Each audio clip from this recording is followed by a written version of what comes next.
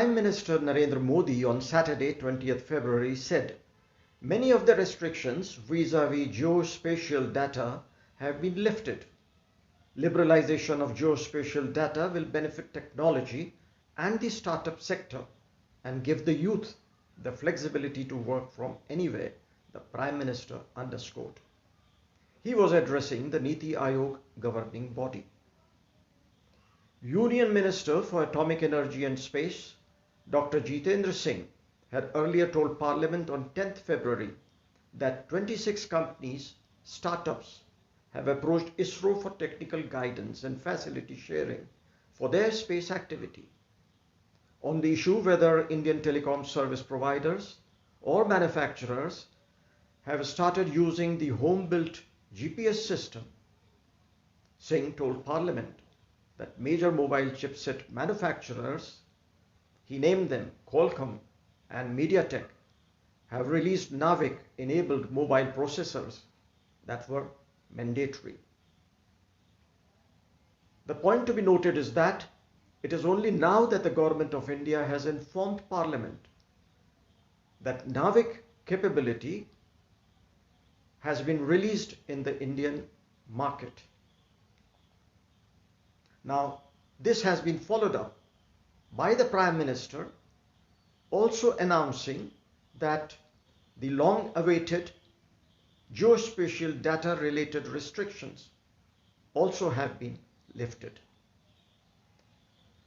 Now coming to the ISRO, Indian Space Research Organization Annual Report 2019-20, which says on page 49 the entire ground segment and its components have been established and the segment is operational.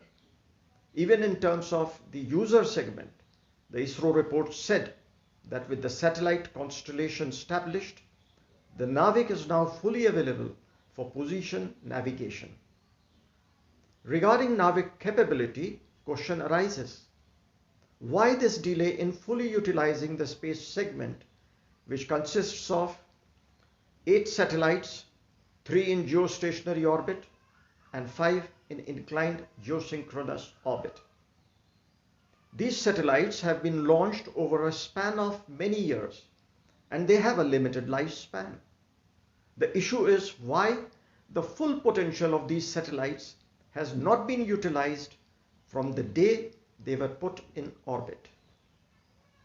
The problem vis-a-vis the communication satellites gets compounded further by the fact that ISRO has not met a large part of its commitments to the Government of India's user departments. A lot of the delay when it comes to meeting the goals and objectives of India's space program are directly linked to the ISRO leadership. Now the big question when we talk of the ISRO leadership, ISRO insiders, they point out that Dr. K. Sivan, the ISRO chairman, who recently got a prolonged extension in service, he has never built any flight hardware.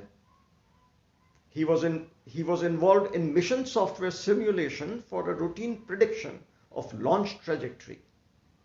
He has no patent to his credit.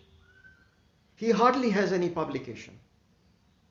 He was also not involved in any project management job except once as project director of GSAT F06, and that too ended in the worst failure in ISRO's history.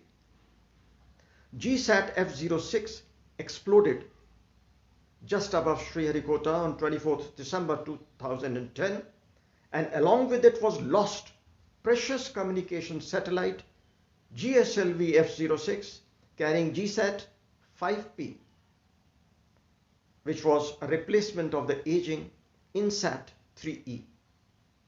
No inquiry was conducted into this disaster, and consequently, responsibility also was not fixed.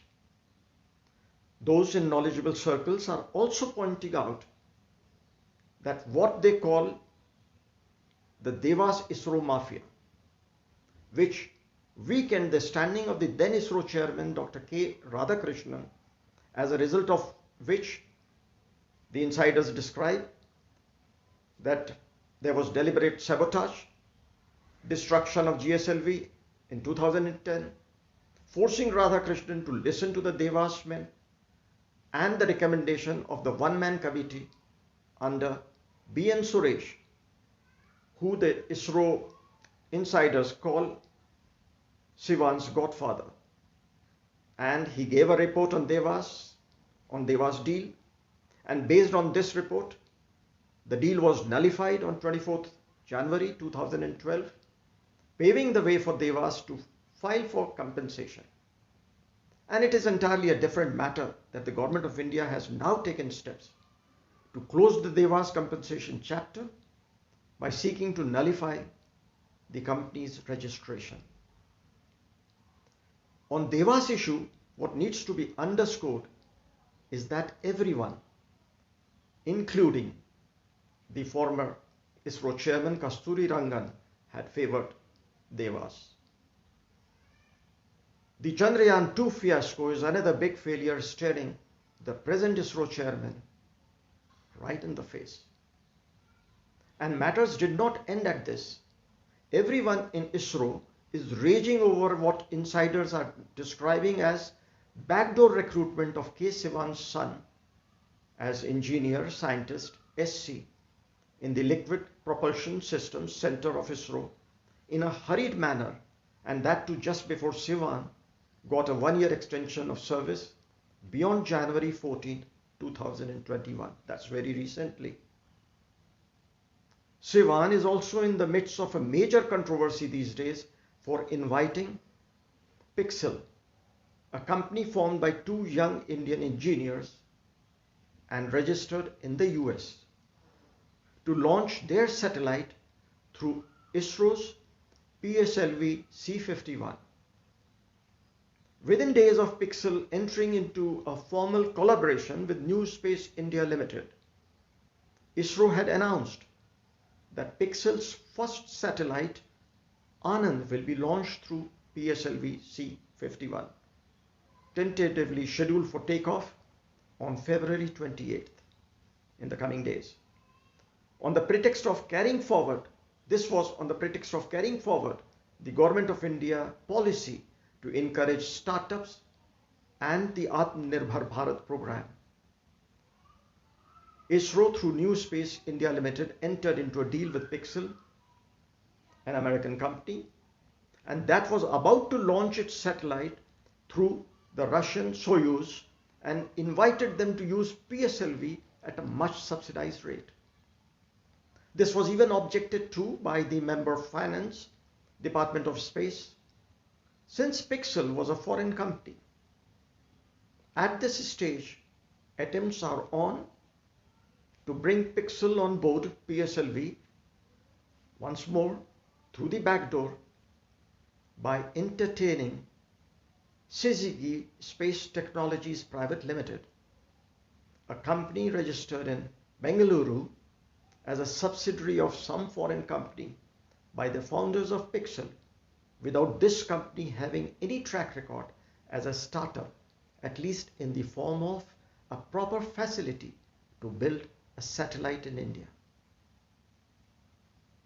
ISRO's present leadership crisis perhaps could have been avoided had it not been for the former ISRO chief Kiran Kumar refusing an extension.